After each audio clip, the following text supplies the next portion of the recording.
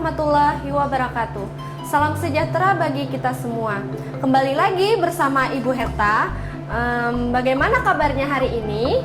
Tetap semangat ya belajarnya walaupun belajar di rumah. Nah, Ibu ingin mengingatkan kalian untuk tetap menaati protokol kesehatan seperti memakai masker saat di luar rumah, mencuci tangan saat beraktivitas, dan jaga jarak. Baiklah anak-anak, sebelum kita memulai pelajaran, marilah kita berdoa menurut agama dan kepercayaan kita masing-masing. Berdoa dimulai.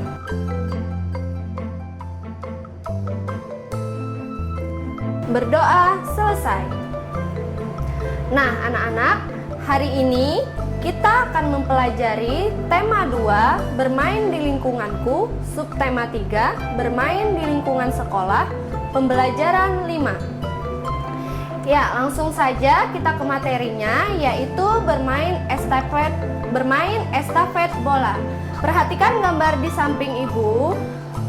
Ini adalah contoh permainan estafet bola yang dilakukan oleh beberapa kelompok anak-anak. Nah, siapa yang sudah pernah memainkan permainan ini? Ayo, ada yang pernah memainkan permainan ini enggak? Ya, sebelum Ibu jelaskan cara bermain estafet bola, apa sih permainan estafet bola itu? Ya, permainan estafet bola adalah salah satu permainan beregu. Dan permainan ini dilakukan bersama dengan beberapa teman yang lain. Nah, terus ada yang tahu nggak gimana cara atau langkah-langkah bermain estafet bola? Ayo, kalau yang pernah bermain estafet bola pasti tahu cara dan langkah-langkah bermain estafet bola. Ya, cara bermain estafet bola yaitu dengan menyerahkan bola kepada teman di belakangnya. Saat diserahkan bola tidak boleh terjatuh. Pemenangnya adalah tim yang bolanya sampai terlebih dahulu pada pemain paling belakang. Nah, sebelum memainkan permainan ini, tentu saja ada langkah-langkah yang dilakukan sebelum bermain estafet bola, yaitu yang pertama, bagilah beberapa kelompok dengan banyaknya anggota sama. Yang kedua, setiap kelompok membentuk barisan yang memanjang ke belakang. Yang ketiga, kelompok kedua berdiri di sebelah kanan kelompok pertama. Yang keempat, anggota pertama dari masing-masing kelompok memegang bola.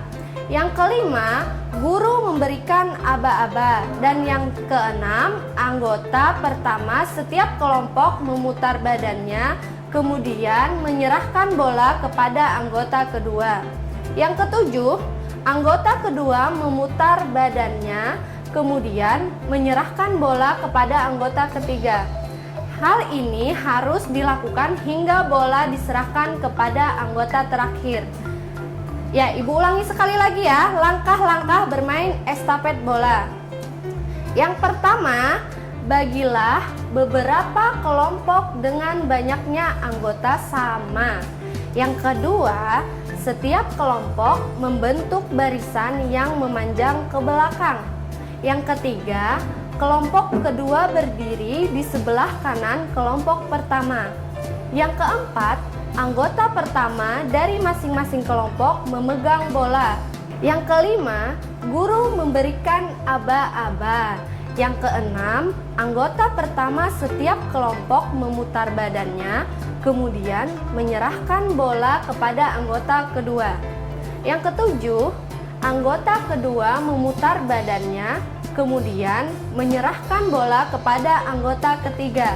Nah, hal ini harus dilakukan hingga bola diserahkan kepada anggota yang terakhir. Nah, begitulah anak-anak langkah-langkah bermain estafet bola. Bagaimana anak-anak Ibu? Sudah paham?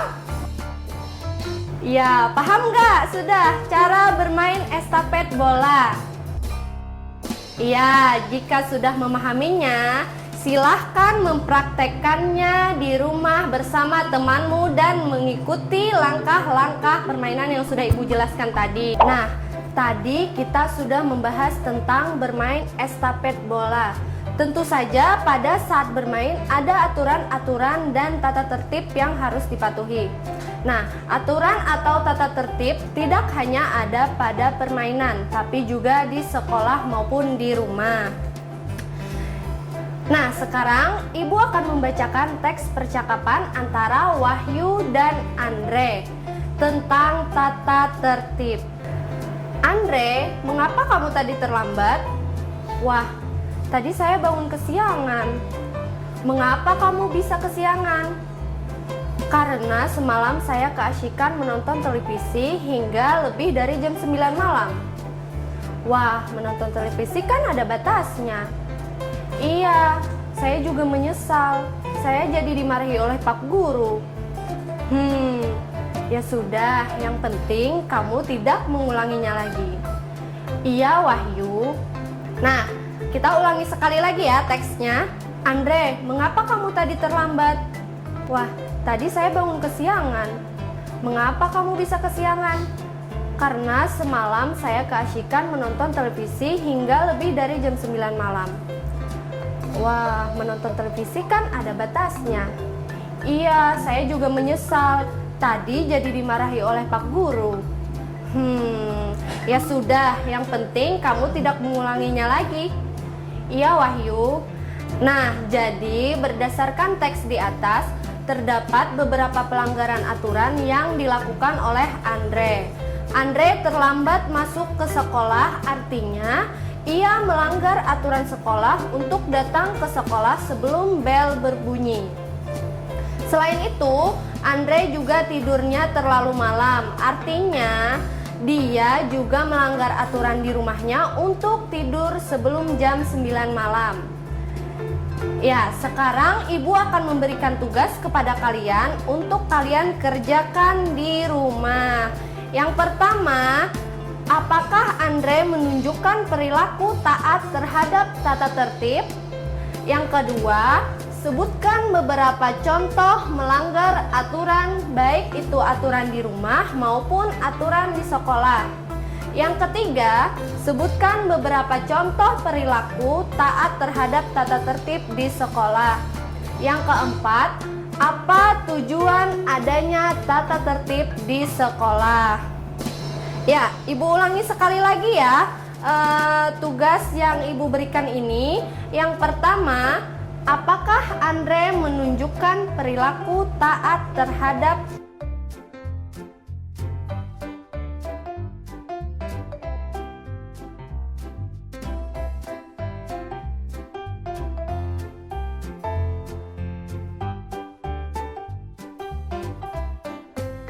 tata tertib?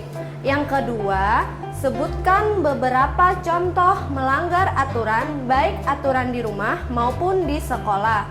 Yang ketiga, sebutkan beberapa contoh perilaku taat terhadap tata tertib di sekolah.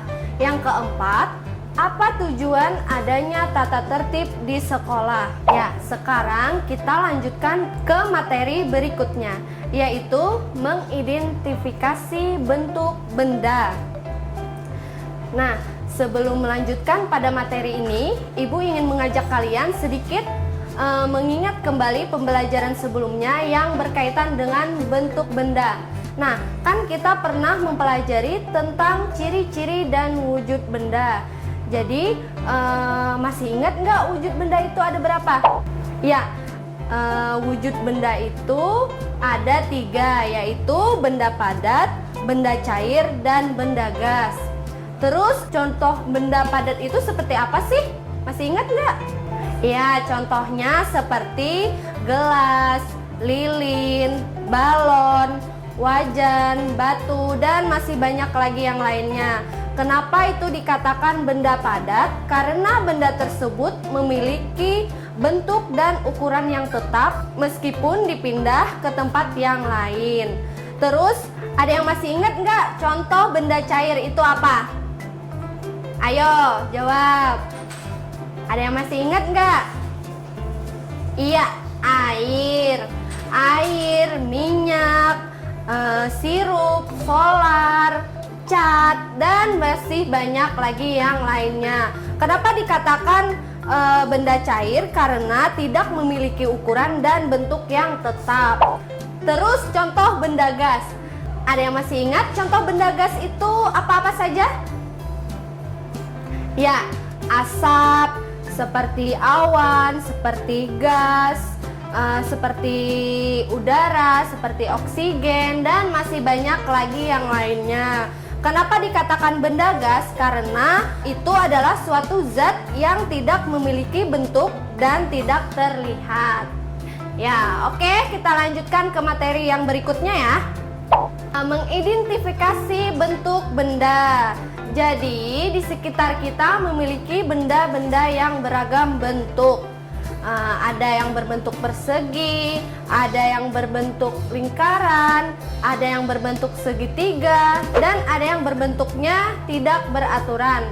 Benda-benda tersebut juga memiliki ciri-ciri. Ciri-ciri setiap benda berbeda-beda. Ada benda yang lunak, ada benda yang keras, ada benda yang tipis, dan ada juga yang tebal.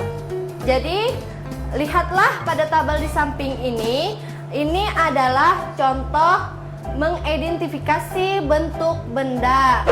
Nama bendanya yang pertama adalah uang logam.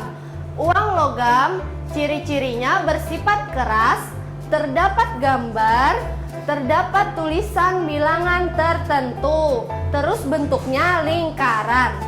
Yang kedua, penggaris segitiga, yaitu ciri-cirinya bersifat keras, biasanya memiliki lubang di bagian tengah. Ada yang tipis dan ada juga yang tebal, bentuknya segitiga. Yang ketiga, papan catur.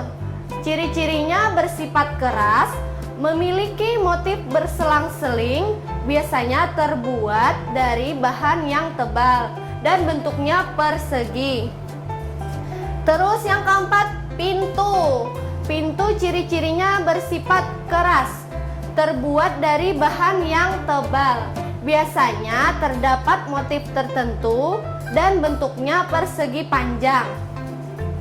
Yang kelima adalah bunga. Bunga ciri-cirinya bersifat lunak, terus memiliki bentuk yang beragam. Ada yang tipis dan ada juga yang cukup tebal. Bentuknya tidak beraturan ya. Baiklah anak-anak, ibu akan memberikan tugas kepada kalian untuk dikerjakan di rumah. Yang pertama, amatilah benda-benda yang ada di sekitarmu.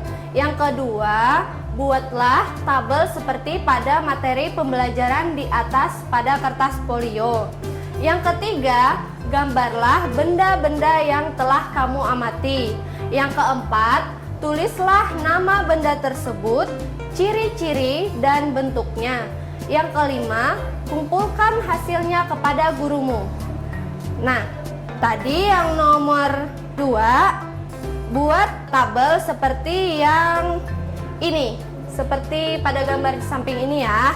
Nanti hasilnya dikumpulkan kepada gurumu.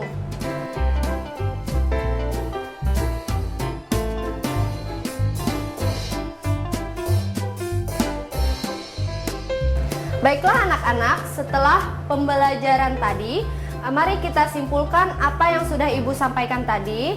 Yang pertama, kita sudah mempelajari tentang bermain estafet bola, di mana cara bermain estafet bola harus dilakukan oleh beberapa kelompok yang banyaknya sama.